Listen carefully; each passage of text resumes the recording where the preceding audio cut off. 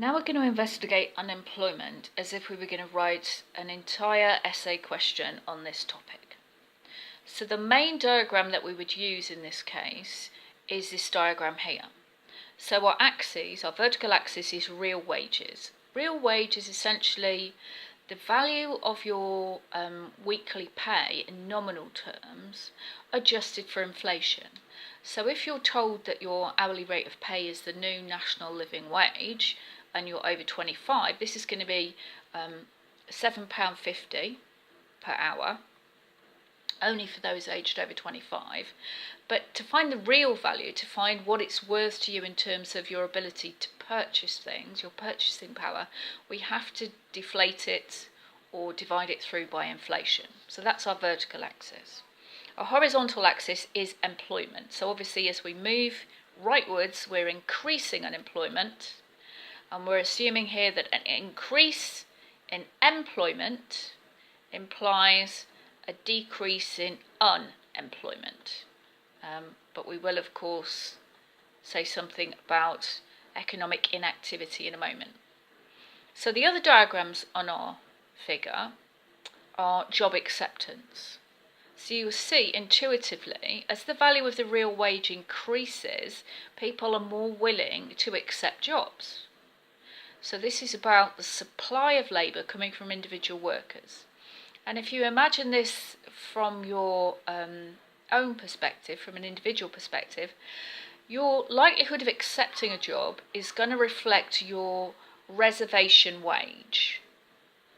Reservation wage is the technical term for what we called in the lecture your get out of bed rate, and we talked about my reservation wage or get out of bed rate relative to Simon's. So an increase in something like the national living wage from £7.20 to £7.50 might be enough to match people's reservation wage, people's idea of what they're worth, and therefore it's going to encourage them to come forward. So as the value of the real wage increases on this axis, we see more people accepting jobs. Right, the second curve, this curve here, is the labour force. So remember that when we identified what's represented by the labour force, we're thinking of people legally of working age. So essentially, I think the current definition for the UK is 16 to 64 years, because that's our expectation of when people will work.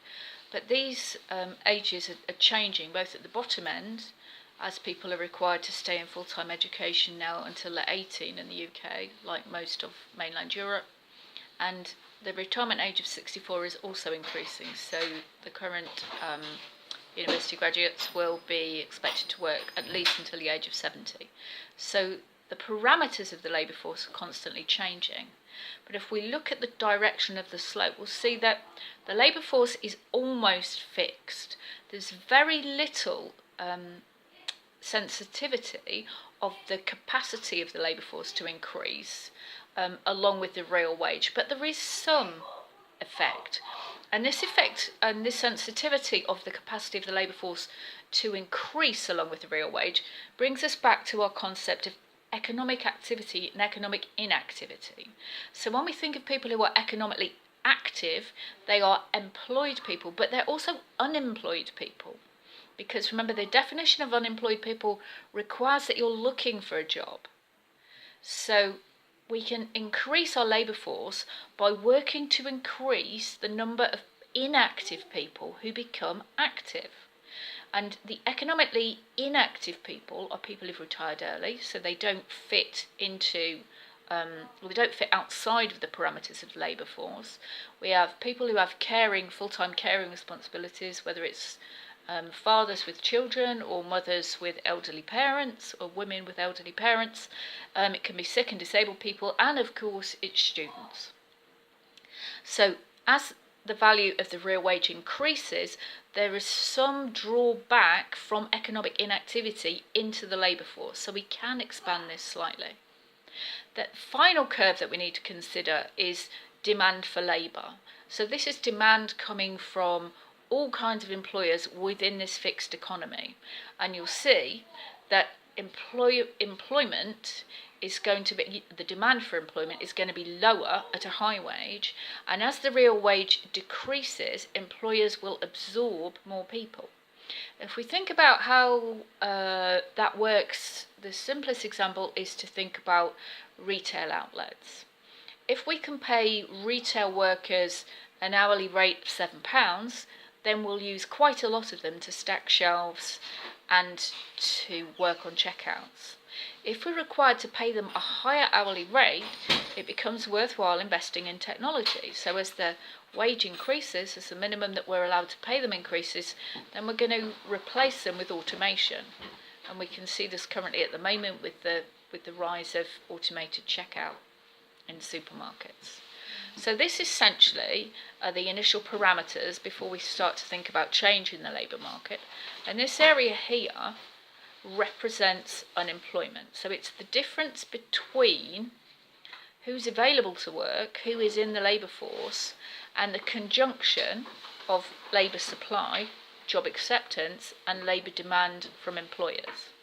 Now, the way that the course was delivered this year, we do not need to discuss the natural rate of unemployment. We do not need to discuss the non-accelerating inflationary rate of unemployment, and we do not need to discuss the Phillips curve, which has been utterly undermined by recent empirical evidence.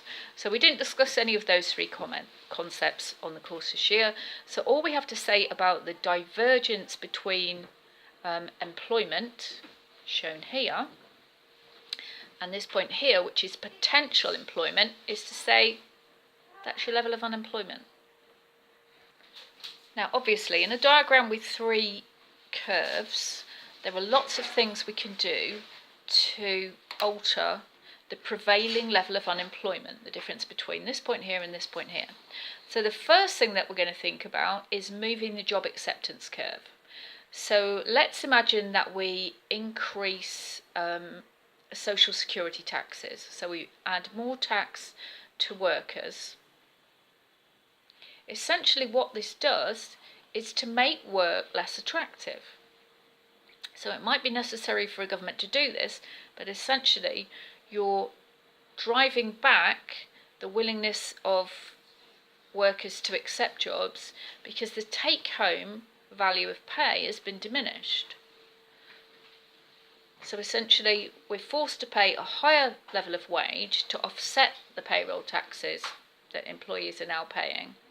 This is unattractive to employers, so we're moving along the existing demand for labour curve. We don't need to change that. Nothing has changed for employers, but something has changed for employees. They're much less willing to get out of bed and go to work, given that the difference between the nominal wage and what they can actually take home, their purchasing power, has increased.